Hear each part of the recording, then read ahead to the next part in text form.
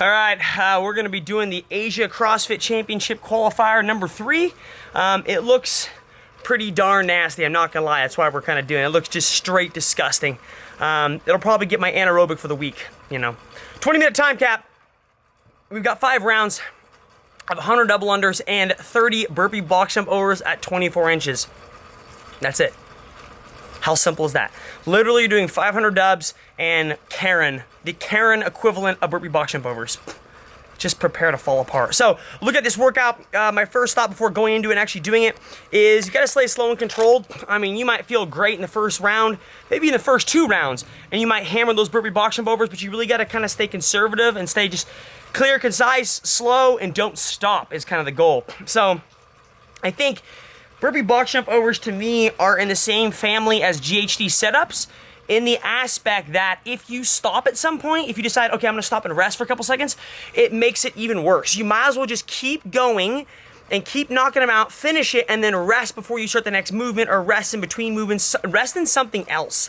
And so I am gonna probably do my dubs, hopefully I'm broken, 55, 57 seconds, walk to the box, do my box jump overs, slow and controlled. I'm not rushing them. Probably gonna try and do 7 every 30 seconds, which gives me 14 a minute, which will pretty much put me at a little over 2 minutes, so about 2:07, 2:10 for my 30. If you extrapolate that out and keep pushing it out, that gives me a minute for dubs, about 2:10 for burpee box jump overs. So the goal is to go sub 16. The goal is to go sub 16 minutes. If you times that by 5, that gives me about like a 15:50.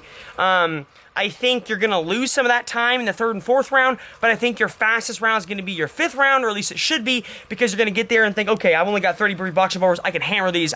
Hold nothing back in the tank. Let's get it. Let's go. All right, guys, so we are here doing, like I mentioned, the Asia CrossFit Championship event number 2.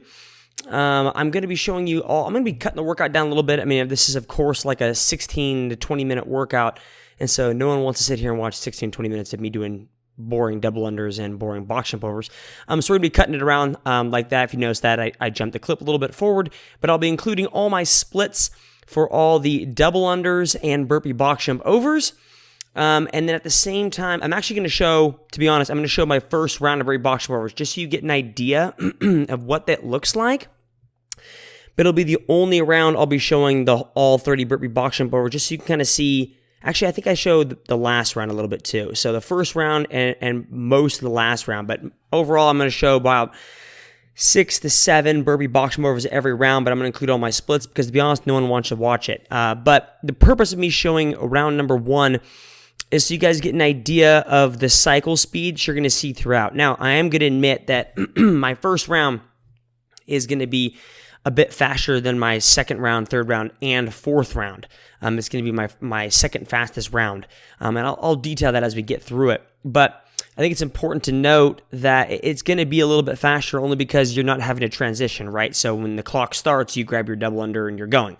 Whereas, how I'm going to do round number 2, 3, 4, and 5 is that round starts as soon as I finish my 30th burpee box jump over. Well, I'm going to be dead honest with you guys. Like, you're not going to finish your 30th burpee box jump over, Jiminy Christmas, and then immediately run to your rope and start. I'm going to treat that, like I mentioned in the intro, I treated it as a rest. It was important for me to really get my heart rate low.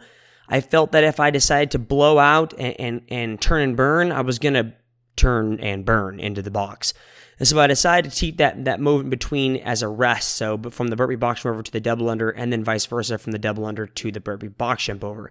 I did probably was a little bit faster going from the double under to the burpee box jump over because it doesn't really require any skill, right? Just lay on the ground and get over the box. Whereas for the burpee box jump over to the double under, I took a little bit more of my time either chalking, wiping some sweat off, or picking up my jump rope.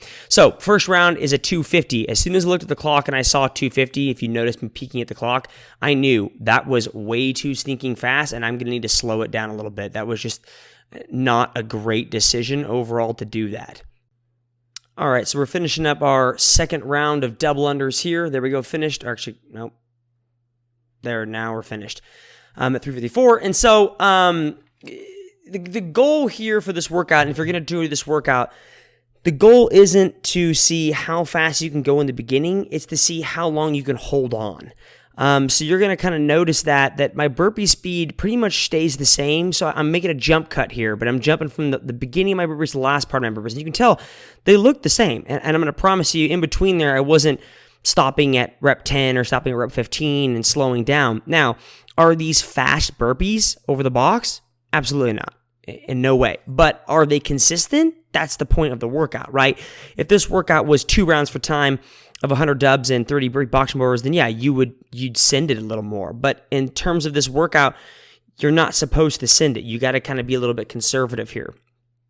Real quick times, since I didn't include it. My second round, it took me 212 to finish my burpees. So my first round was 156. My second round was 212. And like I mentioned in the intro of the video, 212 was my actual goal. That put me around 7 burpees every 30 seconds or something like that. So here we're finishing up round number 3. So I started my burpees. Here's the end of my burpees, which they're like a little bit slower. I'm not gonna lie. I'm starting to feel it. I'm starting to think to myself, man, I really hate these burpees a lot. Okay, so finish up round number 3. I got 2 more down and back.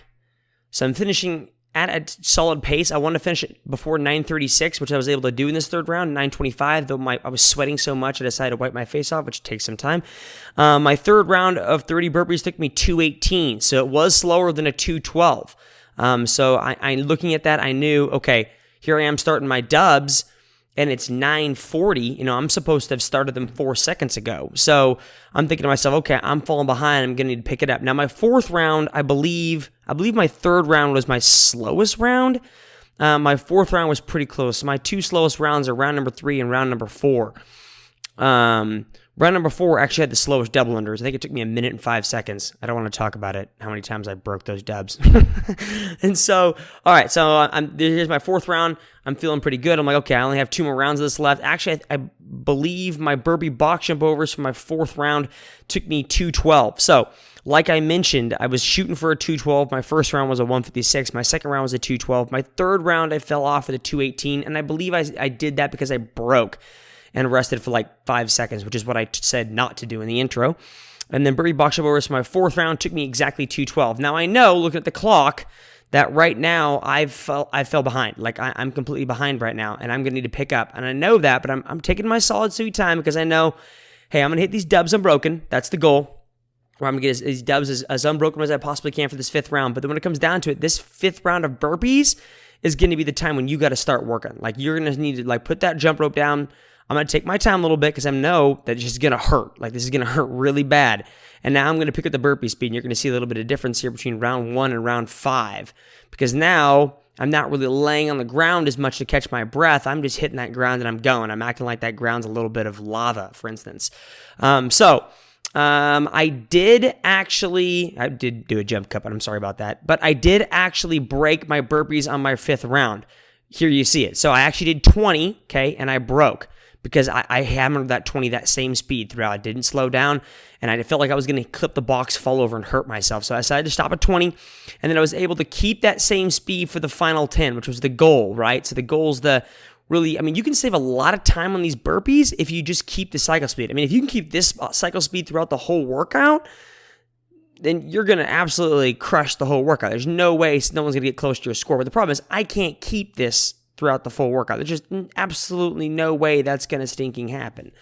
So 15:30 is my final time. I think my goal was sub 16, which I was able to do really well at. I was actually impressed when I got done with that I wasn't super dead, although my CNS was kind of fried after doing this work, I'm not going to lie.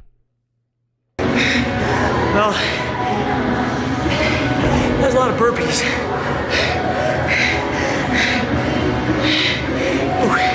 That was a tough one.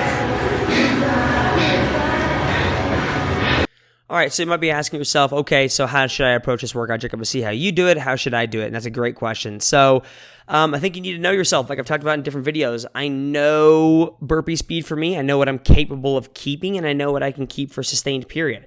As you can tell, I can keep 7 burpees every 30 seconds or 13 to 14 a minute for at least 4 rounds. And then the 5th round, I'm going to hammer it a little bit harder. So you have to ask yourself, okay, what am I capable of doing on this? Because I guarantee there's going to be some guys and gals out there who would do this workout and will think, okay, well, I'm going to hammer this workout and I'm going to get these first set of burpees done as fast as I thinking possibly. I'm just going to go. And you're really going to burn out, right? You really need to keep it slow and conservative, and then at the end, surge. Instead of like surge in the beginning, die off, hands on your knees by round 3, and then you're regretting life. So my kind of advice to you is make sure you start off with a slow pace you know you can keep, and then surge that, maybe that 4th round of burpees a little bit, maybe near the end of that, maybe like the last 10, and then hit those final double under, 100 double unders, and then come back to that box and just turn and burn. I mean, I wasn't able to do it all the way. 20 and 10, I had to break. But if you break correctly and you approach it the right way, I think you can get a pretty good solid score. So thanks for watching, guys, and we will talk to you guys later. See ya.